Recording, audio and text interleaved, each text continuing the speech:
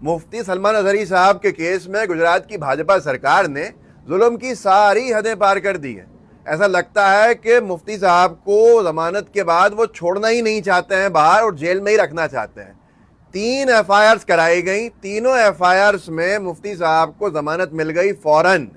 उसके बाद कैसे रोकते, जेल में कैसे रखते, तो कलेक्टर की पावर्स का दुरुपयोग करा के पासा एक्ट लगवा दिया गया। एकदम जैसे ही तीसरी जमानत मिली वैसे ही पासा एक्ट के तहत कार्रवाई की जाती है, कलेक्टर के थ्रू अपनी पावर्स का दुरुपयोग किया जाता है। और पासा एक्ट वो एक्ट है कि अगर किसी के ऊपर 3 केसेस हैं, क्रिमिनल केसेस हैं, 3 एफआईआर हैं, तो कलेक्टर उसको पासा एक्ट के तहत जेल में डाल सकता है। 3 महीने से 12 महीने तक जमानत नहीं होगी।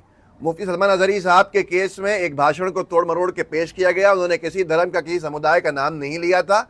उसके बाद एक एफआईआर कराई जाती है जूनागढ़ में, मुंबई से लाया जाता है, उस एफआईआर में जमानत होती है। उससे पहले दूसरे जिले में एफआईआर करा दी जाती है, कच्छ में, वहां जमानत होती है। तो तीसरी एफआईआर होती है मोडासा कोर्ट में। जब जमानत मिल जाती है तो अब कहां से पकड़ेंगे आप, तो फिर पासा एक्ट लागू कराया जाता है, prevention of anti social activity act. नाम भी नहीं सुना होगा। अब ये जुल्म की इंतहा नहीं है तो और क्या है। अदालत छोड़ रही है मुफ्ती साहब को, लेकिन गुजरात की सरकार उन्हें जबरदस्ती बंद कर रही है।